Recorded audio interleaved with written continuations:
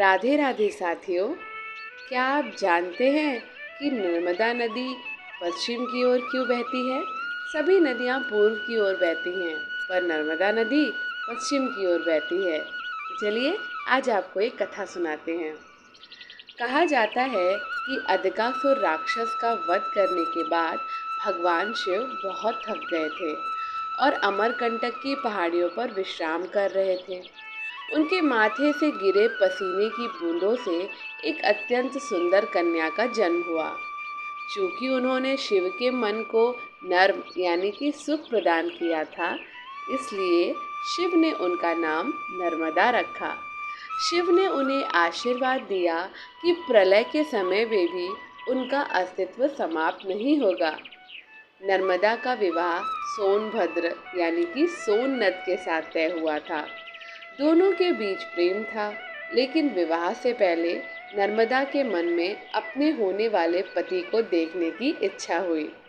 नर्मदा ने अपनी प्रिय सखी और दासी जूहिला को अपना संदेश और उपहार लेकर सोनभद्र के पास भेजा।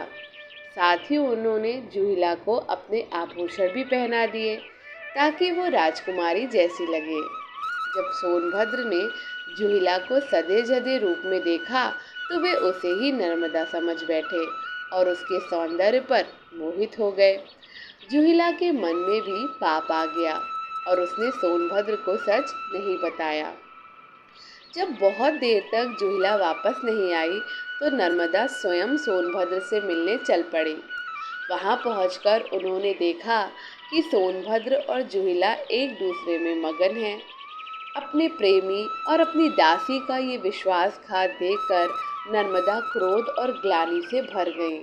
उन्होंने उसी क्षण निर्णय किया कि वे अब कभी विवाह नहीं करेंगी और अकेली यानी कुमारी ही रहेंगी। उन्होंने अपना रास्ता बदल लिया और सोनभद्र जो पूर्व की ओर बहते हैं के विपरीत पश्चिम की ओर मुड़ गए। यही कारण है कि भारत की अधिकांश नदियाँ पूर्व की ओर बहती हैं, लेकिन नर्मदा पश्चिम की ओर बहती है। पौराणिक मान्यताओं में एक और चौंकाने वाली बात यह है कि गंगा में स्नान करने से जो पुण्य मिलता है वो नर्मदा के केवल दर्शन मात्र से मिल जाता है। कथाओं के अनुसार जब गंगा स्वयं पापियों के पाप धोकर काली हो जाती हैं तो वे एक काली गाय का रूप धरकर नर्मदा में स्नान करने आती हैं ताकि खुद को शुद्ध कर सकें। नर्मदा की कहानी एक ऐसी स्त्री की कहानी है